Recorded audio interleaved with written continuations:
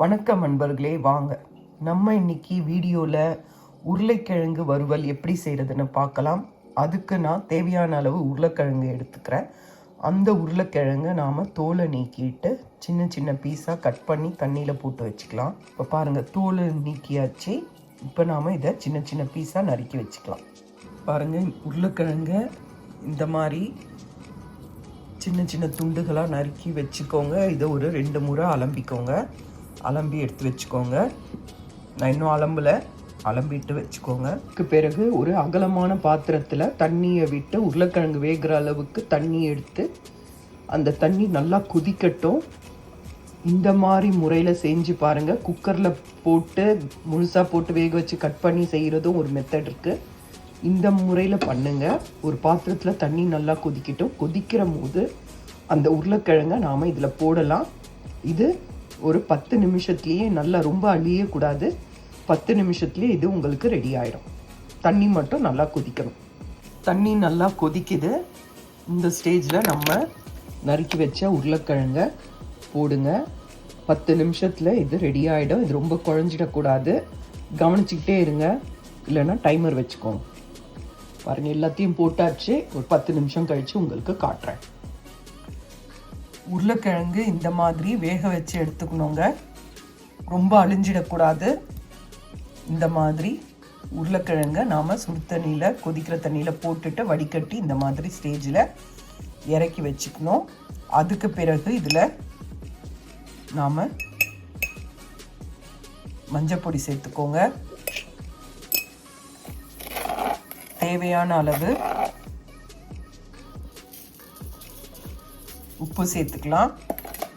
அதுக்கு பிறகு வெறும் மிளகாய்த்தூள், வெறும் ரெட் சில்லி பவுடர், அந்த ரெட் சில்லி பவுடரை உங்கள் காரத்துக்கு ஏற்ற மாதிரி சேர்த்துக்கோங்க. நான் 1 டீஸ்பூன் சேர்க்குறேன்.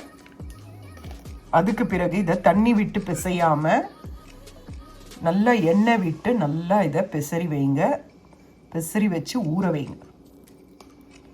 தண்ணி விட்டு தான் நம்ம செய்வோம். இந்த பேஸ்டெல்லாம் நம்ம தண்ணி போட வேண்டாம். எண்ணெயிலேயே இதை நல்லா கலந்து கொடுத்து ஒரு 10லேருந்து 15 நிமிஷம் ஊற வைங்க. அதுக்கப்புறம் வாங்க என்ன செய்யலான்னு பார்க்கலாம். உங்கள் காரத்துக்கு ஏற்ற மாதிரி போட்டுக்கோங்க. ஏன்னா வெறும் மிளகாத்தூள்ன்றனால ரொம்ப காரமாக இருக்கும். நல்லா பெசரி கொடுத்துக்கோங்க. இந்த மாதிரி பெசரி கலந்து வைங்க. ஒரு 15 நிமிஷம் இது ஊறட்டும். அதுக்கப்புறம் நாம் வாங்க பார்க்கலாம்.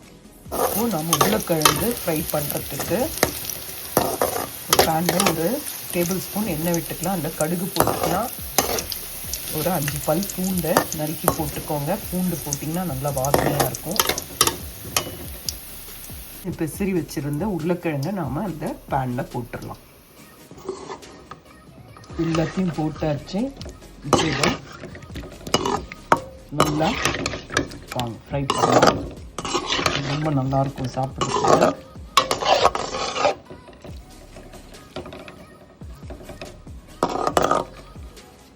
நல்லா செவுக்க வர வரைக்கும் நல்லா பேனில் இருக்கட்டும். பாருங்கள், உருளைக்கிழங்கு நல்லா சூப்பராக ரெடி ஆயிடுச்சு. இது ரொம்ப நல்லா இருக்கும். செஞ்சு பாருங்க.